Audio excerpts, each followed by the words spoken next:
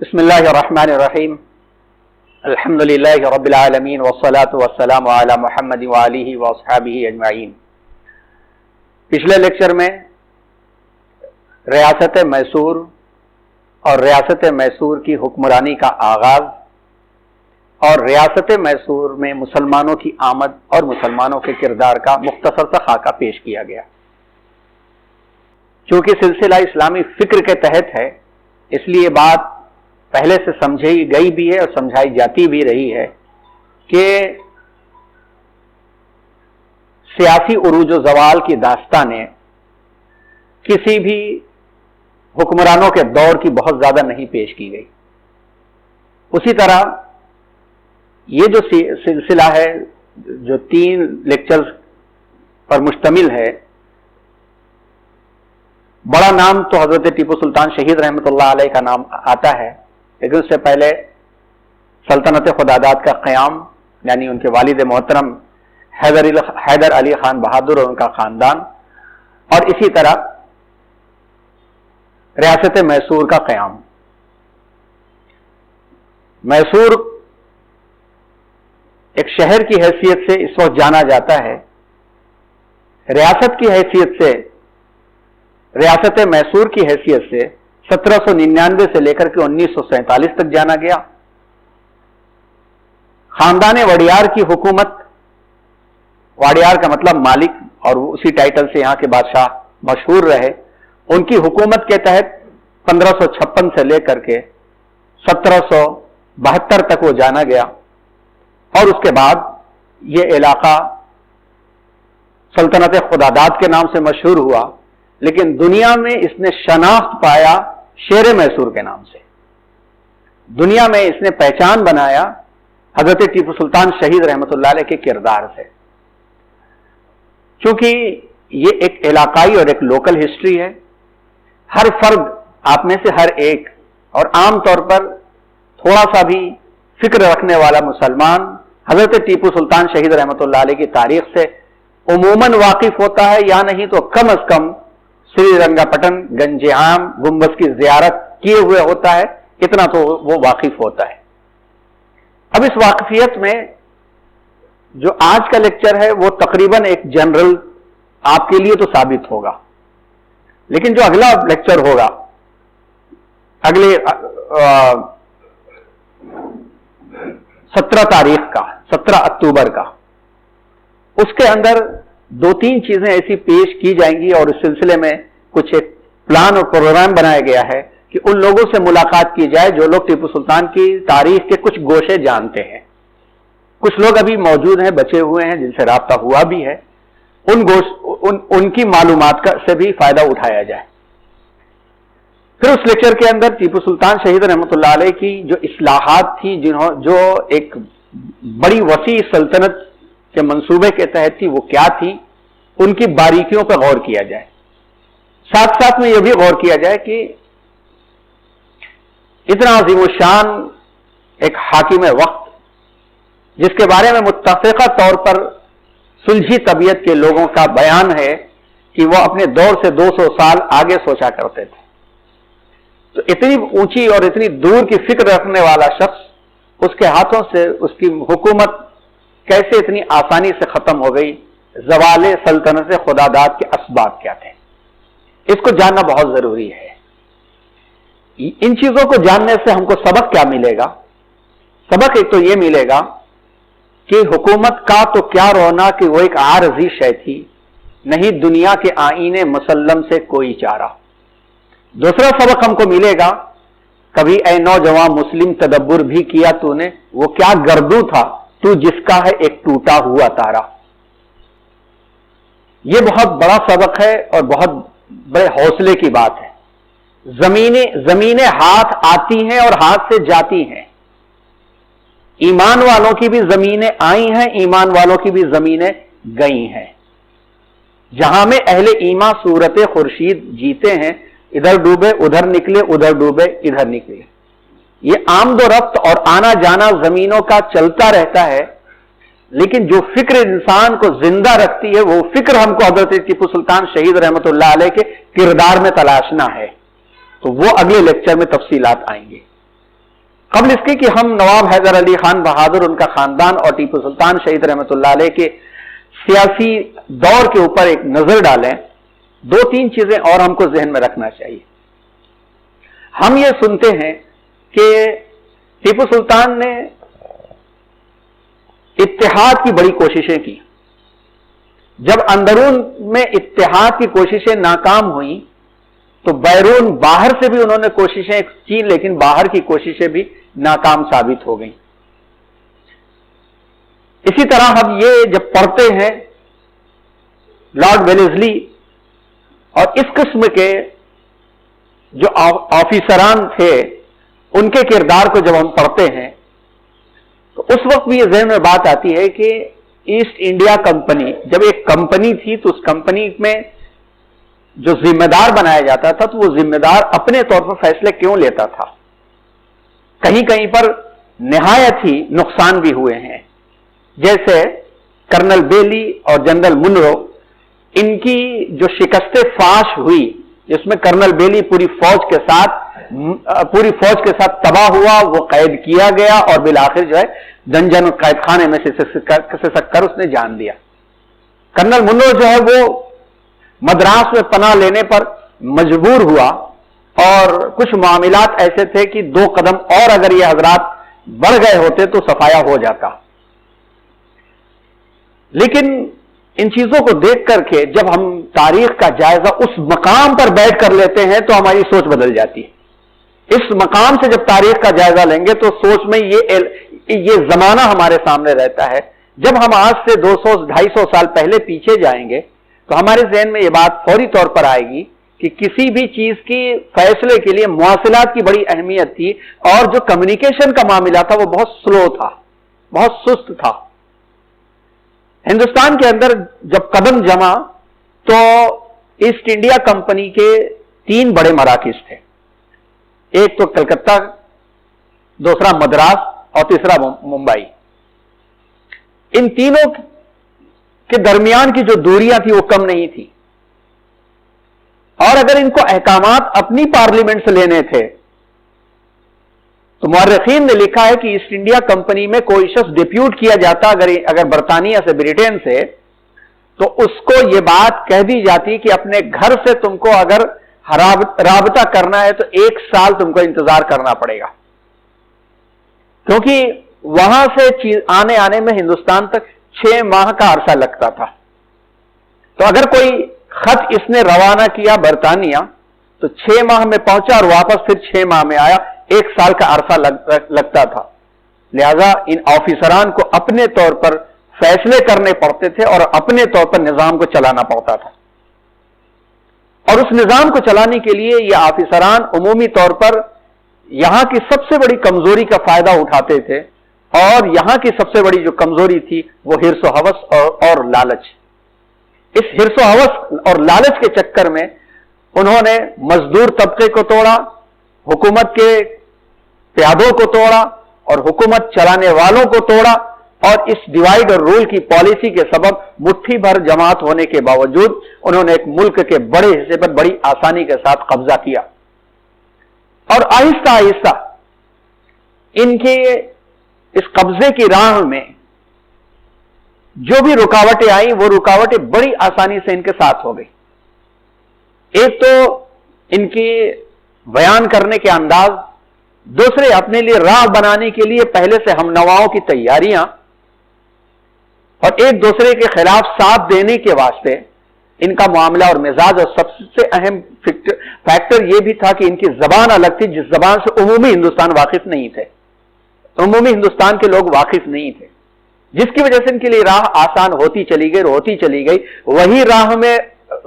روڑا بنا اور وہی چٹان کی طرح سے جمع جس کے پاس انسائٹ تھی، جس کے پاس بصیرت تھی اور جس کے پاس علم تھا۔ اور اس سلسلے میں اگر سچائی اور حقائق کے ساتھ پوری تاریخ کا اگر جائزہ لیا جائے تو مکمل طریقے پر ایک ہی شخصیت نظر آتی ہے، وہ حضرت ٹیپو سلطان شہید رحمۃ اللہ علیہ کی نظر آتی ہے۔ یہی معاملہ حضرت ٹیپو سلطان کے ساتھ بھی پیش آیا۔ ان کے ساتھ تو فیصلہ لینے اور اپنے معاملات کو آگے بڑھانے کے لیے گویا ان کا ایک ایک علاقہ ایک ایک حکومت کی طرف سے ہو گیا، रेजिडेंसी नाम दिए गए, लेकिन एक आजादाना हुकूमत की तरह से इन्होंने फैसले किए। जब इनके खास तौर पर कर्नल वेलेस्ली का किरदार टीपू सुल्तान की शहादत के बाद महीनों के बाद जब पार्लियामेंट में पहुंचा, तो उस वक्त तक वहां की पार्लियामेंट यहां से कोई फायदा नहीं उठा सकती थी। सब कुछ लुट चुका था, सब कुछ बांटा जा चुका था, सिवाय यह कि वहां से उसका अप्रिसिएशन देने और शाबाशी देने के कुछ नहीं हो सकता था। चुनांचा शाबाशी दी गई, फिर इसी शख्स को बुला करके वाटरलू की जंग में इस्तेमाल किया गया। आगे इंशाअल्लाह इसका तज़किरा आएगा। हजरत शहीद के साथ भी यही मामला रहा कि हजरत शहीद ने बैरूनी तरीके पर जो राबते किए हैं, उन राबतों में पॉलिटिकल राबते 3 रहे हैं। इकोनॉमिकल तो उनके मंडियां कायम करने के बड़े कामयाब साबित हुए थे, लेकिन पॉलिटिकल राबते उनके पहला तो था उस्मानी खिलाफत से था। अच्छा, चूंकि उस्मानी खिलाफत का भी मामला यह था कि वो मर्द बीमार बनने के करीब होता चला जा रहा था, उनकी भी ताकत बिखर चुकी थी, लेकिन उसूली तौर पर खलीफा कहे जाते थे, तो खलीफा से इजाजत हासिल करने का काम हजरत ने किया था। अपनी शनाख्त भी उनकी वहां तक पहुंची थी। इसी जिम्न में वो तारीख भी आकर के मिलती है कि उस्मानी खलीफा की तरफ से हजरत शहीद को जो चीजें भेजी गई थी, उन हदाया और अतिये में हुजूर अकरम सल्लल्लाहु अलैहि वसल्लम के रीश मुबारक यानी आपका मुबारक बाल भी भेजा गया था। अब वो कौन सा सही वाला है अल्लाहु आलम, लेकिन आमतौर पर कहा जाता है कि जिसका जो गुंबद शाही में दीदार कराया जाता है वो सही वाला है, लेकिन खैर कई लोग दावा करते हैं, कई मस्जिदों वाले दावा करते हैं। दूसरा उनका जो सियासी राबता था वो बड़ा अहम था, और वो फ्रांस से था, क्योंकि फ्रांसीसी यहां पर थे। फ्रांसीसियों ने आखिरी वक्त तक वफादारी के साथ आपका साथ दिया था, जमे रहे थे, यहां तक जमे रहे थे कि जिस दिन आखिरी दिन था और हजरत शहीद को यह अंदाजा हो चुका था कि साजिशों की गहराइयां बहुत दूर तक हैं और एकदम से अंदर से वो टूट चुके थे, बिखर चुके थे, लेकिन चूंकि वो मुजाहिदे वक्त थे और वो अपनी जिंदगी को ऐसा वक्फ कर चुके थे कि गीदड़ों वाली जिंदगी वो नहीं गुजारेंगे, वो शेर वाली जिंदगी गुजारेंगे। ऐसे वक्त में जब उन्होंने अलग अलग लोगों से मशवरा किया था, मीर सादिक से भी मशवरा एक हुआ था, पुरनैया से भी मशवरा हुआ था। कल अगर मौका रहा तो पुरनैया का जो इलाका है वो भी देख लिया जाएगा, जहां पर उसको रखा, जहां पर उसने अपना महल उसका जो है दरिया कावेरी के किनारे। फ्रांसीसियों से भी मशवरा किया था, तो दूसरों ने जो मशवरे दिए उसके बरखिलाफ फ्रांसीसियों के जो मशवरे थे, उसमें फ्रांसीसियों के मशवरे में यह था कि फ्रांस के लोगों ने कहा कि आपसे और अंग्रेजों के से जो जंग है उसमें सबसे बड़ा फैक्टर है हमारी आपके साथ मौजूदगी। आप ऐसा करें कि हम सबको उनके हवाले कर दें और जंग से छुटकारा हासिल करें। और जंग से छुटकारा हासिल करने के लिए फ्रांसीसियों ने यह ऑफर दिया, लेकिन हजरत शहीद रहमतुल्लाह अलैह ने कहा तुम हमारे मेहमान हो और हमारे इज्जत के खिलाफ है, गैरत के खिलाफ है कि हम अपने मेहमानों को अपने दुश्मनों के हवाले कर दें, और आपने इस बात को कबूल नहीं किया। अब अहले फ्रांस का मामला जो था वफादारी का था, और हजरत शहीद ने जो यहां से सिफारत भेजी थी फ्रांस, वो 2 साल में तो कामयाब हुई वहां पहुंचने में। वहां पार्लियामेंट में पहुंच करके 2 साल में कामयाबी उसको मिली कि हाँ फ्रांस को आना चाहिए और फ्रांस को मदद करना चाहिए, क्योंकि जो हकायक हजरत शहीद ने पेश किए थे उन हकायक में ये बात भी थी कि जिस तरह से ये ताकत जो है अपने गुरूर के साथ आगे बढ़ रही है, और अगर इससे हिंदुस्तान के इतने बड़े हिस्से पर कब्जा जमा लिया तो यहाँ की दौलत और सरवत से अपने आप को मजबूत करने में सिर्फ अपनी माईशत मजबूत नहीं करेंगे बल्कि अतराफ के इलाके भी इनसे महफूज नहीं रहेंगे। और यही साबित भी हुआ सल्तनत खुदादाद के सुकूत के सिर्फ 15 साल के बाद, जब वाटरलू की जंग में सिडनी ली और फिर ये वेलेस्ली ने, इन लोगों ने मिल करके जब नेपोलियन को वहां पे शिकस्त दिया मिस्र के अंदर, यह बात साबित ही हो गई। और इस बात को फ्रांस समझता भी था और फ्रांस ने इरादा किया भी था, लेकिन वो सफारत आते आते सल्तनत खुदादाद साकित हो गई। तो मालूम ये हुआ कि इन कोशिशों के अंदर कम्युनिकेशन गैप के साथ साथ मुआसलात का भी मामला रहा। ऐसे ही जमान शाह का भी मामला रहा کہ وہ تو قریب تھے، وہ تو آ سکتے، بر وقت آ سکتے تھے، لیکن کمیونیکیشن گیپ اور ملک گیری کی ہوس نے اس بات کو نقصان پہنچایا۔ صفوی حکومت سے افغانستان کا کلیش تو چلتا تھا، لیکن ایسا معاملہ نہیں تھا کہ فوری طور پر حملہ کیا جا سکے۔ اب صفوی حکومت چونکہ اہل تشیع یعنی شیعہ حضرات کی حکومت تھی، تو یہاں سے ایک شخص کو بھیجا گیا جس نے بنا کر کے داستانیں گڑھی کہ افغانستان میں شیعوں کے خلاف کتنے مظالم ہو رہے ہیں، انہیں مسلک تبدیل کرنے پر مجبور کیا جا رہا ہے، ان کی عبادت گاہوں کو ڈھایا جا رہا ہے، ان کو قتل کیا جا رہا ہے۔ تو اس کمیونیکیشن گیپ نے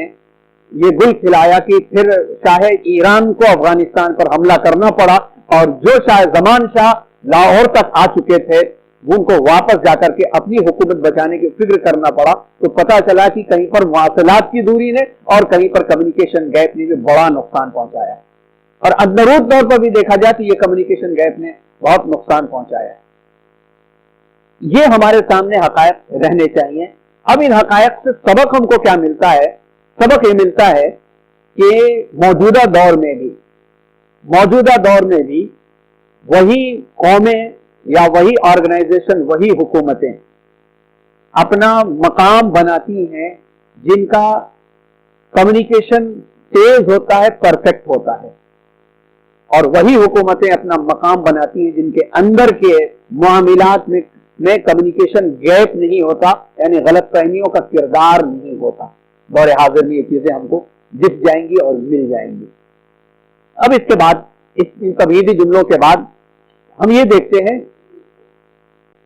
نواب حیدر علی خان بہادر، جن کو شمس الملک اور امیر الدولہ کا بھی خطاب ملا ہوا تھا، ان کے بارے میں ہم جانتے ہیں کہ یہ ان کی تو پیدائش خالصتاً جنوبی ہندوستان کی ہے، لیکن ان کے آبا و اجداد جن کا ایک زمانہ افغانستان میں بہت زیادہ وقت گزرا تھا، وہ وہاں سے دہلی ہوتے ہوئے جنوب پہنچے تھے۔ مورخین میں جو سب سے زیادہ مشہور ہوئے ہیں اس معاملے میں محمود خان محمود بنگلوری، تاریخ سلطنت کی خداداد میں اس بارے میں انہوں نے لکھا ہے کہ حیدر علی کا خاندان قریش سے تعلق رکھتا ہے، اور اس کو صاحب نشان حیدری کرمانی صاحب نے بھی لکھا ہے کہ آپ قریشی نسل تھے۔ ہم کو معلوم ہے کہ یہ جو حضرت علی رضی اللہ تعالیٰ عنہ کے زمانے میں حضرت علی رضی اللہ تعالیٰ عنہ نے اپنا جو دارالخلافہ ہے اس کو کوفہ میں منتقل کر لیا تھا، تو بہت سارے لوگ کوفہ اور بصرہ بھی منتقل ہو گئے تھے۔ 3 شہروں کا تذکرہ ملتا ہے جس کو حضرت عمر رضی اللہ تعالیٰ عنہ نے بہت ایڈوانس طریقے پر ڈیولپ کیا تھا، فسطاط، کوفہ اور بصرہ۔ تو کوفہ اور بصرہ میں کافی لوگ منتقل ہو گئے، اور حضرت علی رضی اللہ تعالیٰ عنہ کے ساتھ قریشی خاندان بھی کافی وہاں پہ منتقل ہو گیا تھا۔ بعد کے دور میں جب حجاج ابن یوسف کا زمانہ آیا تو حجاج ابن یوسف کی اپنی گورنری کے دور میں اس نے اپنی حکومت کو یعنی اموی حکومت کو مضبوط کرنے کے لیے حجاج ابن یوسف نے سیاسی طور پر بڑے مظالم بھی کیے تھے، اور اس ظلم کے معاملے میں جو خاندان آتا خاندان کا خاندان صاف ہو جاتا تھا۔ اسی زمانے میں بہت سارے خاندان محمد ابن قاسم کے ساتھ، کچھ دعوتی گروپ کے ساتھ الگ الگ جگہوں پر منتقل ہوئے۔ انہی میں سے حضرت حیدر علی کا بھی خاندان تھا، جد امجد کا، جو وہاں سے منتقل ہو کر کے افغانستان آ گئے، اور افغانستان میں انہوں نے بود و باش اختیار کیا۔ مکے سے بغداد سے ہندوستان آنے کے اس وقت 2 راستے تھے، پہلا تو ایک تو تھا ایران کی طرف سے، اور دوسرا تھا افغانستان کی طرف سے اور پنجاب کی طرف سے۔ تو حیدر علی کا جو جد امجد کا خاندان تھا وہ عرب سے نکل کر کے افغانستان، اور پھر افغانستان سے پنجاب میں بھی کچھ دن ان کا قیام رہا، اور اسی بنیاد پر بعض مورخین نے، خاص طور پر پڑوس ملک کے مورخین نے یہ دعویٰ کیا ہے کہ حضرت ٹیپو سلطان کا خاندان جو تھا وہ پنجابی خاندان تھا، کیونکہ پنجاب کا وہ حصہ اس ملک کے اندر ہے، جبکہ یہ بات صحیح نہیں ہے۔ گزر ہوئی تھی چند ماہ یا چند سال یا چند نسلیں، وہاں پر ان کا قیام رہا ہوگا، جس کی وجہ سے لوگوں کو یہ غلط فہمی ہوئی کہ ان کا تعلق پنجاب سے تھا۔ پراکسی فرڈینینڈ نے the Tiger of the Mysore biography of Hyder Ali and Tipu Sultan میں صفحہ نمبر 17 پر اس نے لکھا ہے کہ 16ویں صدی میں حیدر علی کے جد امجد شیخ ولی محمد دلی سے گلبرگہ آئے، شیخ ولی محمد دلی سے گلبرگہ آئے۔ اچھا، یہاں پر ایک سلسلہ یہ بھی جڑتا ہوا ملتا ہے کہ یوسف علی عادل شاہی حکومت، چونکہ یوسف علی وہ سلطنت عثمانیہ کے چشم و چراغ تھے، جب ادھر سے وہ اور ان کے خاندان کے لوگ آئے اور ان کی حکومت قائم ہوئی تو جو بھی اس ترکی نسل سے یا افغانستان سے تعلق رکھتا تھا، بہت سارے خاندان جو تھے وہ دکن کی طرف منتقل ہو گئے۔ اور ایک بات سمجھ میں آنے کی بھی یہ ہے کہ دلی سے جب دکن کا رابطہ ہوا تو یہ ایک تاریخی حقیقت ہے کہ جس مقام پر ایک قوم کی حکومت قائم ہوتی ہے اور وہاں پر امن اور چین اور سکون اور کھانے پینے کا نظام یعنی فائنانس اور معاشیات کا نظام مضبوط ہوتا ہے، تو تاجر قسم کے لوگ آ کر کے وہاں پہ جم جاتے ہیں، اور کئی خاندان ایسے ہوتے جو وہیں پر بس جاتے ہیں آ کر کے۔ دکنی حکومتوں نے تجارت کے ساتھ ساتھ علم و ادب کی بھی بہت سرپرستی کیا تھا،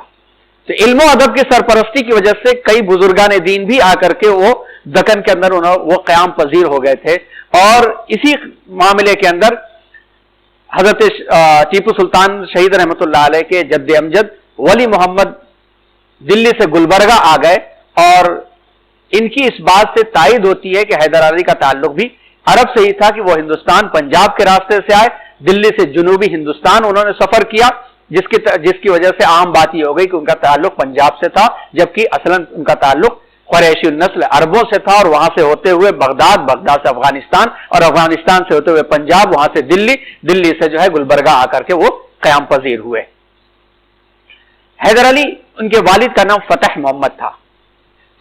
وہ نواب آف آرکاٹ، کرناٹک نہیں آرکاٹ کی فوج میں ایک کمانڈر تھے، پھر بعد میں انہوں نے مہاراجہ آف میسور کی ملازمت اختیار کر لی، اور انہیں نائک کا لقب ملا تھا۔ یہ نائک کا جو لقب ہے یہ بڑا لقب اور ایک جاگیر کے طور پر جانا جاتا تھا، اور بڑا مقام تصور کیا جاتا تھا۔ 1752 میں حیدر علی نے راجہ میسور کی ملازمت اختیار کی، کیونکہ اس سے پہلے ان کے والد جو تھے فتح محمد مہاراجہ آف میسور کے تحت جنگ کرتے ہوئے وہ مارے گئے تھے، اور بعد میں حیدر علی نے اپنی صلاحیتوں کی بنیاد پر ایک مقام بنایا، اور 1755 میں راجہ نے اپنی فوج کا سپہ سالار بنایا۔ پھر بعد میں حالات جو ہوئے، ان حالات کے اندر ریاست میسور یعنی اس وقت کی جو ریاست تھی مہاراجہ کی، بد انتظامی اور مہاراجہ کا وزراء کے ہاتھوں کٹ پتلیاں بن جانا اور باہر کے خطرات اس قدر وہ بڑھ چکے تھے کہ اگر پوری تاریخ میں سکون اور اطمینان کے ساتھ بیٹھ کر کے جائزہ لیا جائے کہ اگر حیدر علی نہ کھڑے ہوئے ہوتے اور کئی مقام پر اپنی جان کی قربانی کے لالے تک بھی نہ پڑے ہوئے ہوتے، تو حیدر علی اگر نہ ہوتے تو یہ حکومت کب کی ختم ہو کر کے یہ جو ہے مرہٹوں کے ہاتھ میں چلی جاتی، یا پالیگاروں کے ہاتھ کے اندر اس کے ٹکڑے ٹکڑے حصے بکھرے ہو گئے ہوتے، پھر دوبارہ ریاست میسور کا نام کبھی ابھر کر کے نہ آتا۔ نندراج کا معاملہ ہو یا ان کے بھائی کا معاملہ ہو یا کھانڈے راؤ کا معاملہ ہو، یہ ساری کی ساری وہ داستانیں ہیں جن داستانوں کے اندر اونچ نیچ تو دیکھی جا سکتی ہے، ظلم اور ستم کی داستانیں بھی دیکھی جا سکتی ہیں، لیکن اگر ان کی جگہ پر کوئی بھی صحیح الفطرت اور کوئی بھی جری اور خوددار انسان ہوتا تو یقیناً وہ اپنی حکومت قائم کرتا، اور حیدر علی نے جو حکومت قائم کیا اس سے ان کی وفاداری کا اندازہ اس طرح سے ہوتا ہے کہ ان کے مقام پر کسی نے بھی اس مذہب کے بھی شخص نے حکومت قائم کیا ہوتا تو مہاراجہ اور اس کے پورے خاندان کو ختم کر کے اپنی حکومت میسور شہر، موجودہ میسور شہر کے اندر بھی قائم کر دیا ہوتا تاکہ دوبارہ آئندہ کوئی بچے نہ۔ تاریخ کسی بھی قوم کی دیکھی جائے، اس قوم کے اندر یہ بات سامنے آتی ہے اور ثابت ہوتی ہے کہ نئی حکومت قائم ہوئی ہے تو حکومت قائم کرنے والے حاکم وقت نے مفتوح حاکم کو, پورے خاندان کو, گود کے بچوں تک کو بھی قتل کر ڈالا ہے, کیونکہ یہ بڑے ہو کر کے حکومت کے دعوے دار نہ بنے. اسی مزاج سے حیدر علی نے بھی اگر سری رنگا پٹنہ کے اندر اپنا دارالخلافت بنایا تو ان کو تو چاہیے تھا کہ شہر میسور کے مہاراجا کا نام و نشان مٹا دیتے, لیکن انہوں نے نہیں مٹایا. یہ مہاراجا کے ساتھ وفاداری کا معاملہ تھا, اور جن علاقوں کو ان کی جاگیر کے اندر دیا ان کو اس حد تک حکومت کرنے میں پوری طرح سے خود مختار اور آزاد رکھا. چنانچہ ان کی بھی تاریخ پڑھی جائے تو اس تاریخ کے اندر جب سے دسہرہ شروع ہوا ہے, اور اتفاق سے دسہرے کا دن بھی چل رہا ہے, وہ دسہرہ اس کے بعد سے لے کے آج تک نہ رکا نہ روکا گیا. ٹیپو سلطان شہید رحمت اللہ علیہ پر الزامات لگانے والوں کے لیے ایک بہترین جواب ہے کہ اگر انہوں نے اس قدر سختی اور کٹر پن کا مظاہرہ کیا ہوتا تو یہ دسہرے کم از کم 17 سال یا 19 سال کے لیے تو روک دیے جانے چاہیے تھے.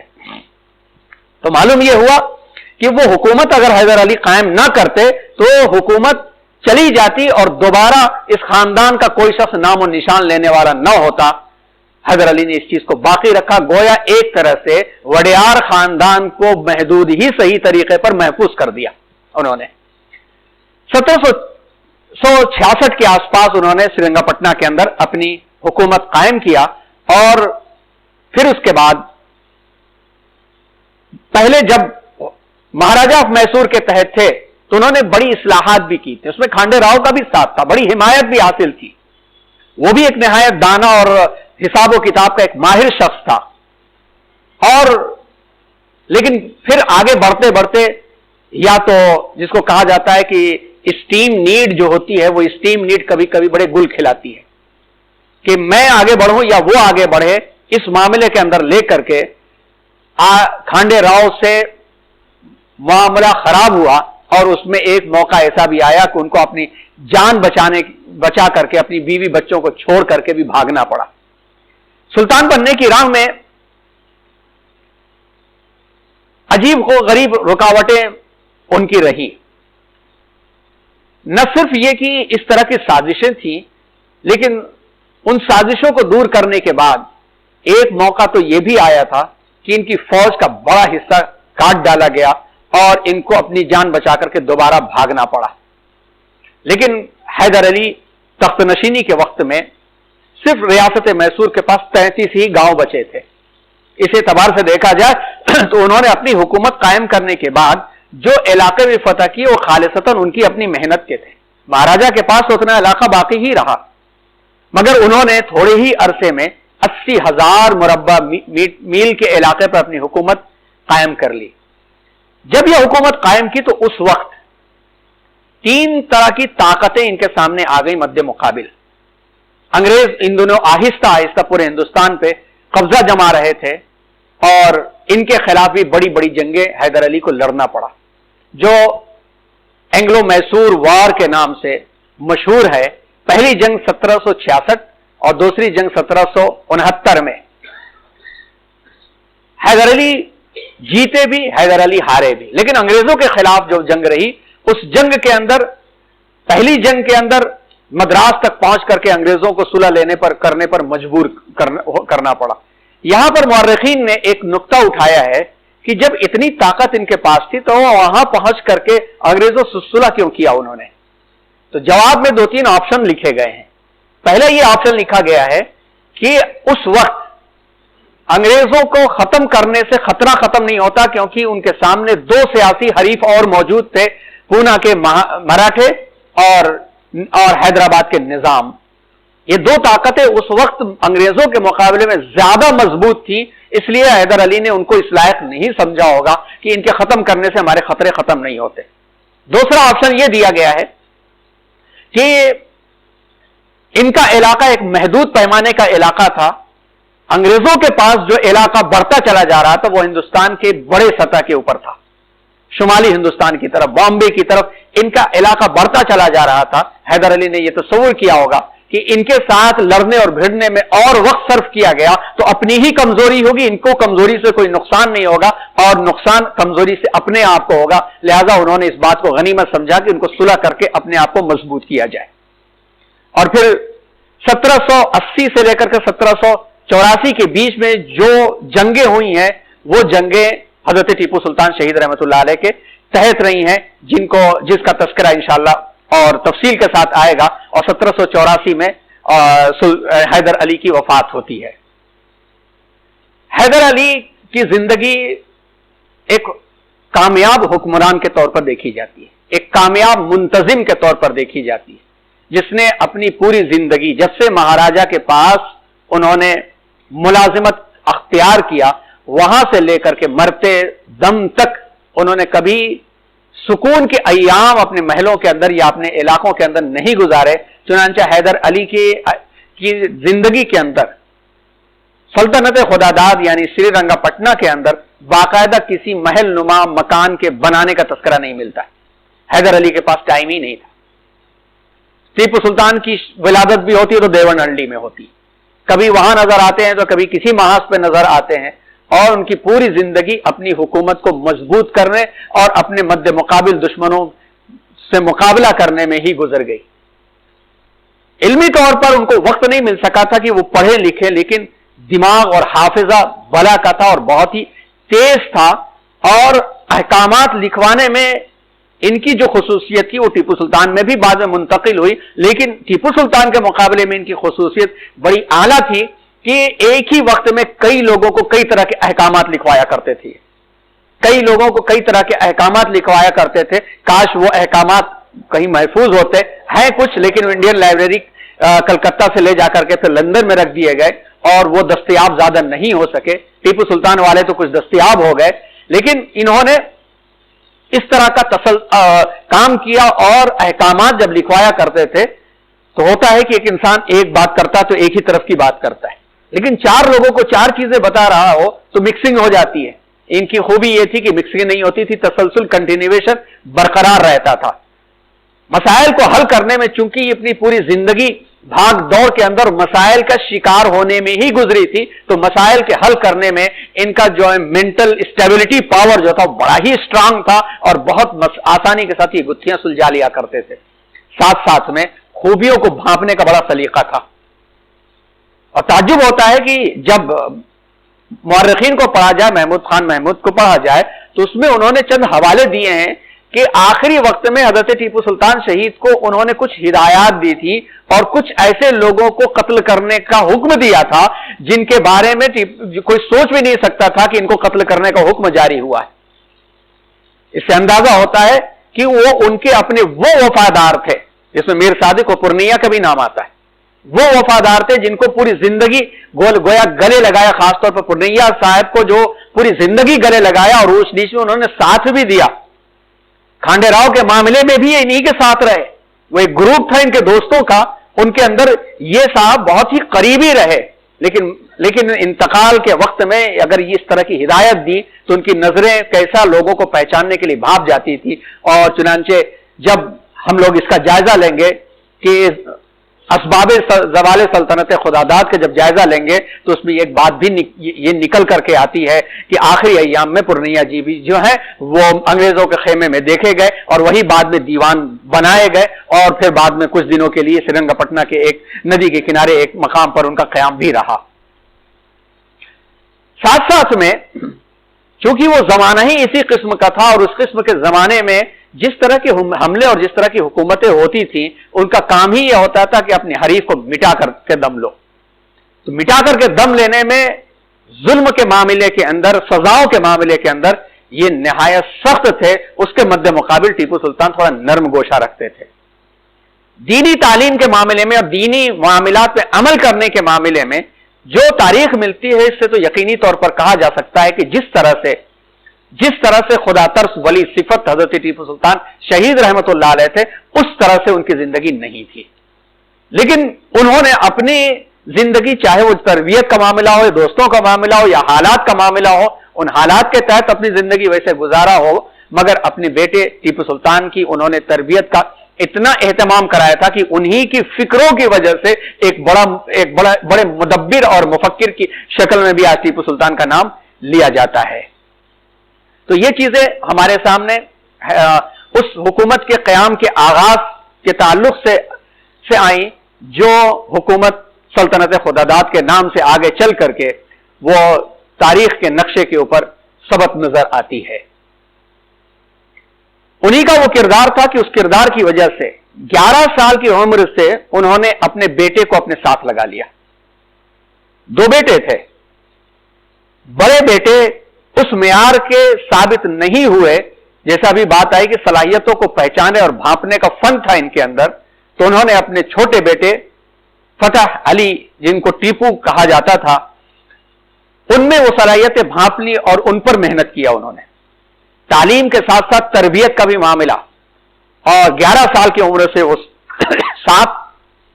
دینے لگے، اور 16 اور 17 سال کی عمر میں باقاعدہ وہ مہموں پر جانے لگے، اور 17 سال کی عمر سے لے کر کے شہادت تک ان کی زندگی والد کی طرح سے دشمنوں کی مقابلہ آرائی اور سامنے کی آنے والی طاقتوں کی مزاحمت میں گزری۔ لیکن والد کے مقابلے میں ان کی زندگی کی مزاحمت کے رخ الگ تھے۔ والد کی زندگی کے اندر جو سامنے کی طاقتیں تھیں، ان طاقتوں کے اندر نظام کی طاقت ہو یا مرہٹوں کی طاقت ہو، ان کو اس معیار تک پہنچا دیا تھا کہ ایک موقع تو ایسا آیا تھا کہ اس میں مرہٹے اور نظام بھی حیدر علی کے ساتھ آ کے مل گئے تھے۔ اگر ڈیوائیڈ اینڈ رول کی پالیسی کا معاملہ انگریزوں کا نہ ہوتا، لڑانے کا معاملہ نہ ہوتا، تو انگریزوں کی حالت اسی وقت خراب ہو چکی تھی اور وہ ختم ہو جاتے۔ لیکن وہ اپنی سازشوں کے تحت کامیاب ہوئے، اور بالآخر ایک دوسرے کے اوپر فوقیت لے جانے، ایک دوسرے کو اپنی چند دنوں کی زندگی کو مستحکم کرنے کے لالچ نے ان حضرات سے توڑ لیا، اور ان کے ٹوٹنے کی وجہ سے ٹیپو سلطان تنے تنہا پڑ گئے۔ ٹیپو سلطان کی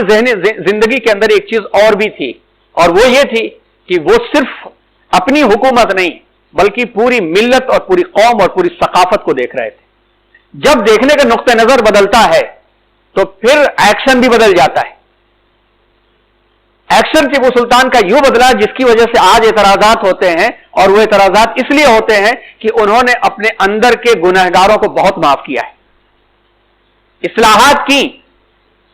لیکن اس طرح کے گنہگاروں کو بہت معاف کیا، ان کی معافی کی وجہ سے ان کو پنپنے کا موقع ملا، اور آج انہی کی نسلیں اور انہی کے لوگ جو ہیں وہ اعتراضات کر کے ٹیپو سلطان کی شخصیت کو انہوں نے تبدیل کرنے کی کوشش کیا ہے۔ چاہے کتنی بھی تبدیل کرنے کی کوشش کریں، حقائق اپنی جگہ پہ رہتے۔ فرانس میں ایک میوزیم ہے، بہت بڑا میوزیم ہے، کئی منزل کا ہے، اور اس پورے میوزیم کو اگر دیکھنا ہے تو کئی دن لگتے ہیں۔ ابھی حال ہی میں ہمارے گنجام کا ہی ایک بچہ سافٹ ویئر انجینئر اس کی زیارت دیکھنے کے لیے گیا، تو اس میں وہ ایریا، ایک بہت بڑا ایریا ان حضرات نے کور کر رکھا ہے سلطانز آف سائنس کے نام سے، اور اس میں اس ایریا کے اندر گویا تقریباً آدھے دن سے زیادہ وقت چاہیے اسے دیکھنے کے لیے، تو اس میں مسلم دور کی کوالٹی کو، سائنس کو، اور ان کی اس پورے کلچر کی جھلک دکھایا، اور اسی میں ایک حصہ ہے جس میں حضرت ٹیپو سلطان شہید رحمت اللہ علیہ کا تذکرہ ہے اور سری رنگا پٹنا کا تذکرہ ہے۔ اب ظاہر سی بات ہے گنجام کے بچے کو فرانس میں سری رنگا پٹنا دکھائی دے جائے تو پھر وہ وہاں رکے گا، ٹک کر کے اس نے فوٹو لیا اور دیکھا اور دکھایا، اور کہا وہاں پہنچ کر کے ہمیں اتنا سکون ملا کہ دنیا، ہندوستان کے لوگ ویکیپیڈیا کے اوپر بھی ٹیپو سلطان کی تاریخ تبدیل کرچے کر ڈالیں، حقائق اپنی جگہ پر موجود ہوا کرتے۔ حضرت شہید رحمت اللہ علیہ نے اندرونی اصلاحات کے سلسلے میں بہت ہی معافیاں دی ہیں، ورنہ سلطان بتیری سے لے کر کے کورگ تک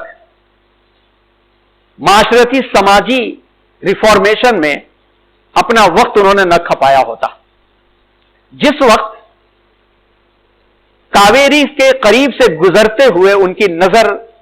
2 پہاڑیوں پر پڑی جس کے بیچ سے کاویری گزر رہا ہے،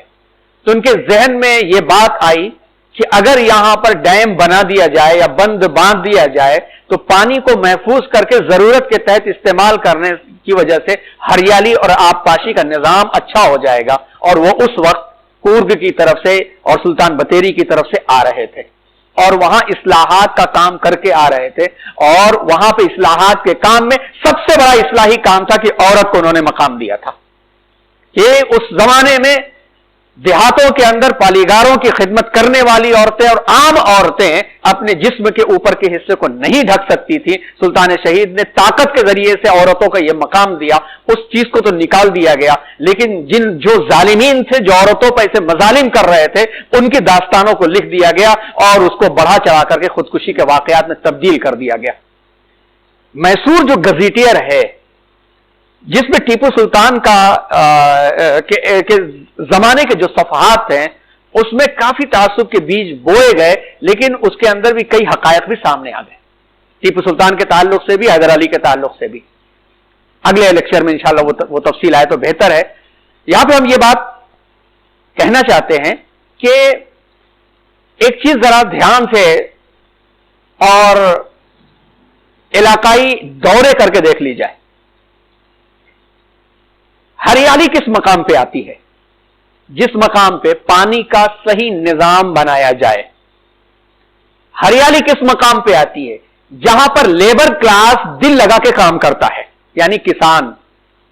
اور کسان کہاں پہ ٹکتا ہے؟ جہاں اسے 2 روٹی سکون کی ملتی ہے. پورے ہندوستان میں جائزہ لے لیا جائے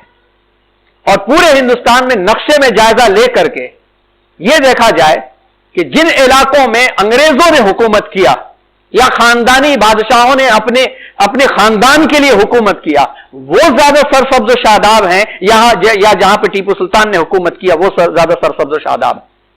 پورا نقشہ اٹھا کے دیکھ لیا جائے، یہاں سے لے کر کے مالابار کے ساحلوں کے قریب تک، وہاں سے لے کر کے ٹراونکور تک، یہ پورا کا پورا علاقہ دیکھ لیا جائے. پانی کا آبپاشی کا جو نظام اور آبپاشی کے نظام کے ساتھ ساتھ ہریالی کا نظام اور فصلیں اگانے کا نظام سب سے بہترین آج تک پایا جاتا ہے. اس کی بنیاد کہیں تو رہی ہوگی، کہیں تو رہی ہوگی.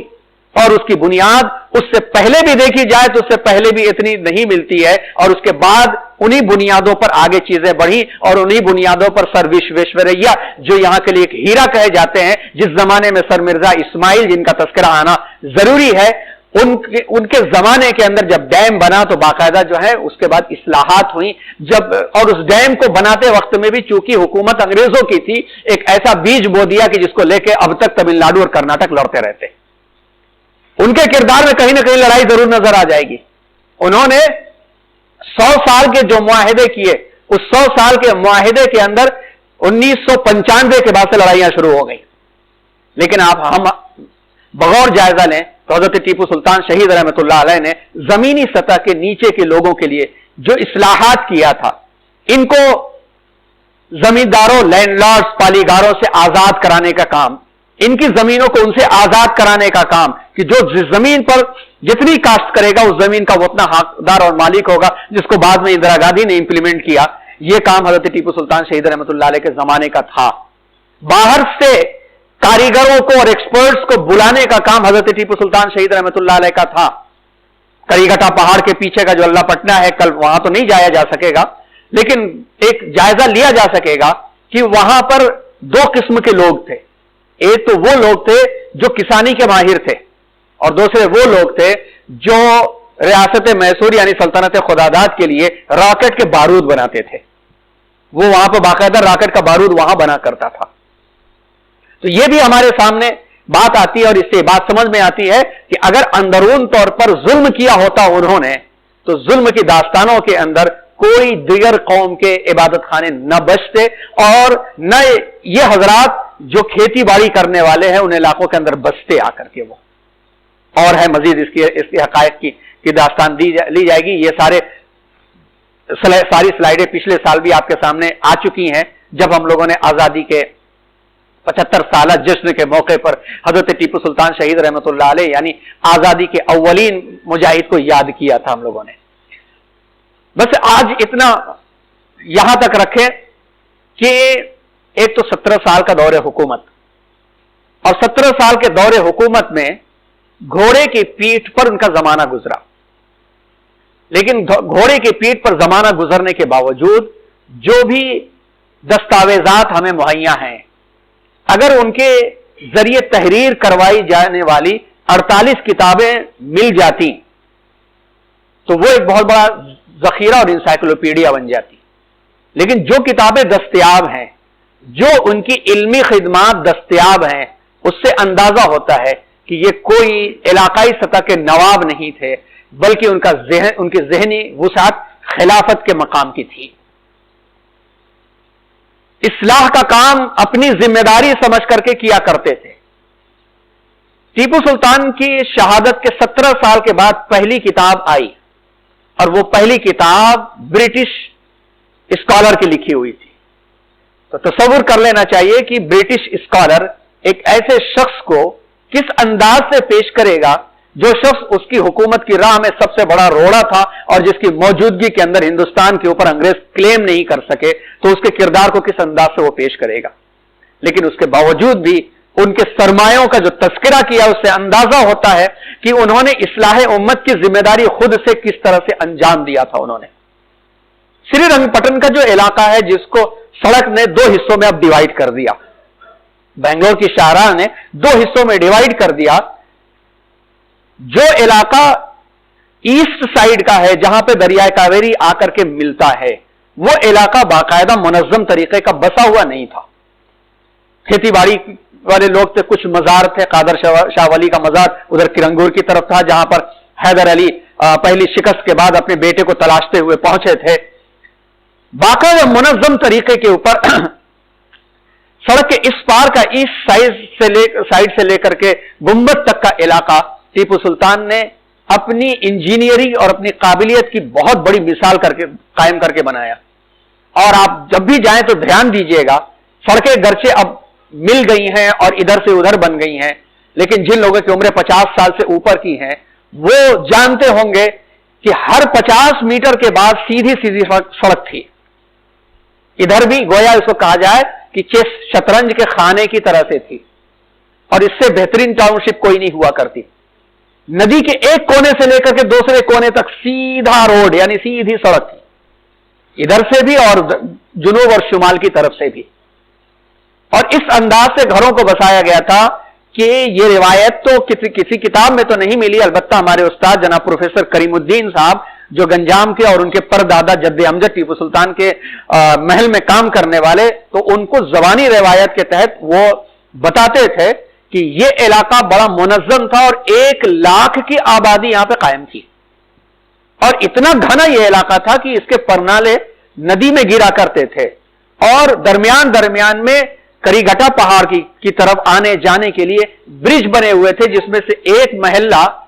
جو مسجد سردار خان کے قریب ہے جس کو کمتر محلہ کہا جاتا ہے۔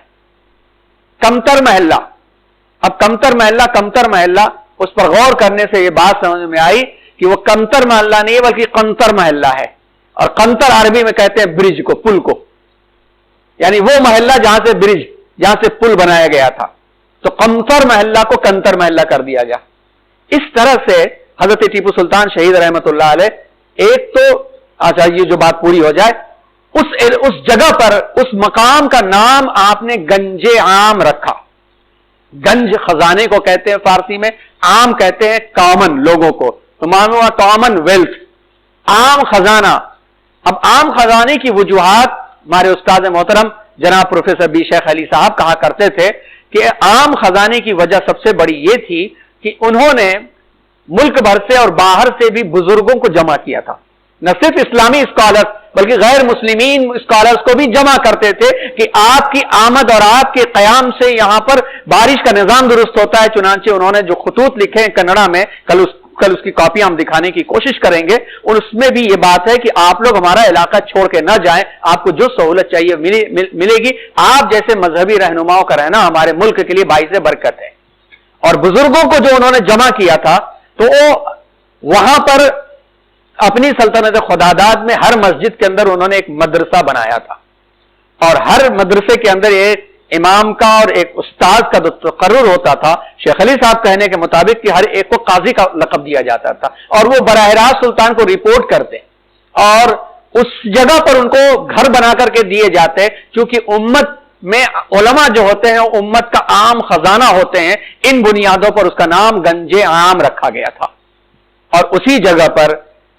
جو سڑک جو ہے سیدھی گنبد تک جاتی ہے، وہاں پر مسجد چوڑی گران سے لے کر کے موجودہ چرچ تک کا جو علاقہ تھا، وہ علاقہ چوڑی گران کا کہا جاتا تھا، صرافہ بازار کہا جاتا تھا، جہاں پر سونے کے تاجر لین دین کیا کرتے تھے. انہی تاجروں میں کے گروپ نے وہاں ایک مسجد تعمیر کیا جو مسجد چوڑی گران کے نام سے مشہور ہے، یعنی سونے کی چوڑیاں بنانے والوں کا محلہ.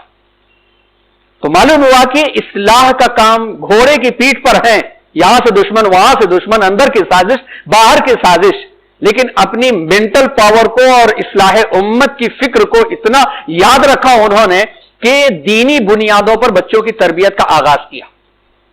اور اسلام کی خصوصیت یہ ہے کہ جو شخص قرآن کا جتنا بڑا ماہر ہوتا ہے اتنا زیادہ اس کا ذہن کھلتا چلا جاتا ہے. جب قرآن کی آیتیں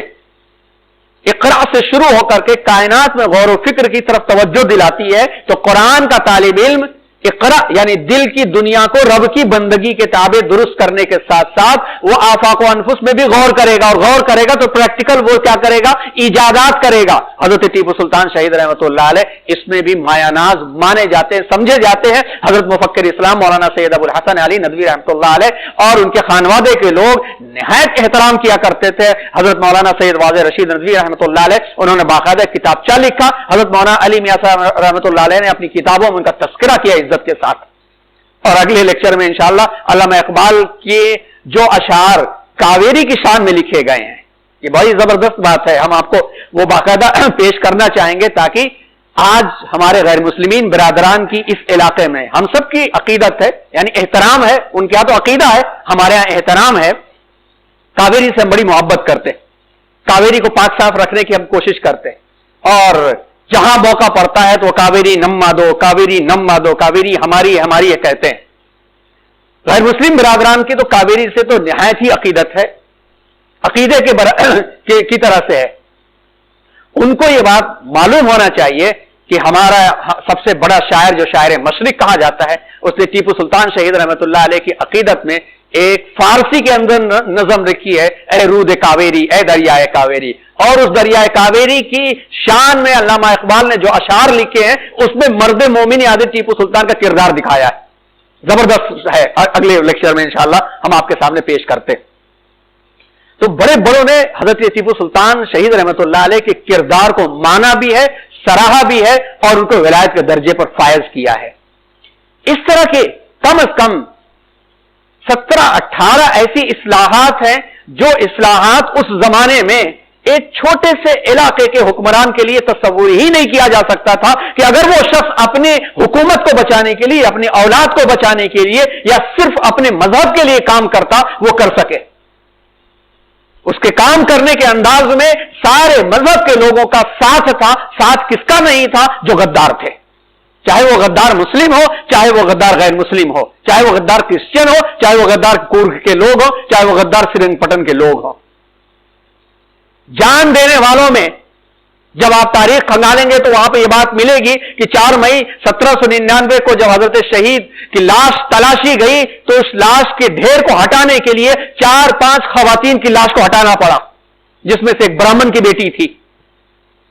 کرشنا راؤ، جس نے ایک عین موقع پر غداری کیا تھا. ٹیپو سلطان کو ان کی والدہ نے محاذ سے بلایا تھا، یہ خبر اس کی بیوی نے آ کر یہ ملکہ کو دیا تھا،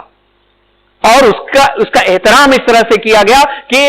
جب اس کو کیفر کردار تک پہنچایا گیا تو اس کی بیوی کو عزت و احترام کے ساتھ حرم سلطانی میں داخل کیا گیا.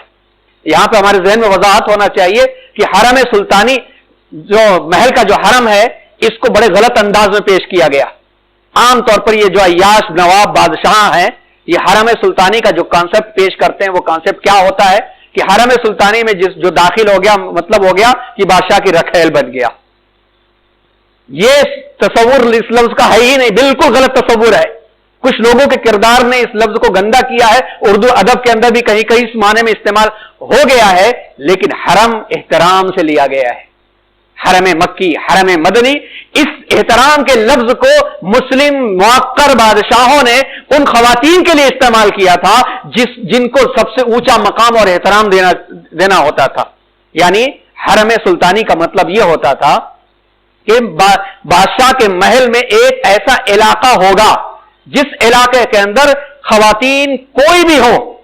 جن کو حرم میں داخل کر دیا گیا، چاہے وہ خاتون جھاڑو دینے والے کے گھر کی ہو، چاہے وہ کسی پالیگار کے گھر کی ہو، چاہے وہ غیر مسلم گھرانے کی ہو، ان کو داخل کر دیا گیا تو شاہی احترام کی عزت کے قابل ہو گئی. وہ جو عزت رانی کو، شہزادی کو ملتی ہے، ملکہ کو ملتی ہے، وہی عزت ان کو ملے گی، اور اس جگہ پر کوئی مرد داخل نہیں ہو سکے گا، غیر محرم داخل نہیں ہو سکے گا، ان کو کوئی دیکھ نہیں سکے گا. یہ حرم کا کردار تھا، اور یہی حرم کا کردار ٹیپو سلطان کی زندگی میں تھا. ایک جو ہے فرانسیسی مورخ نے زبردست کتاب لکھی ہے، دا ٹیپو شیر ہندوستان کے نام سے کتاب لکھی ہے، اس کا اردو ترجمہ آیا ہے. اس اردو ترجمے میں اس نے لکھا ہے کہ ٹیپو سلطان کی زندگی پر کیچڑ اچھالنے والے بھی اس بات پر کیچڑ نہیں اچھال سکتے کہ ٹیپو سلطان نے کسی عورت کی طرف سے غلط نگاہ دکھایا ہو.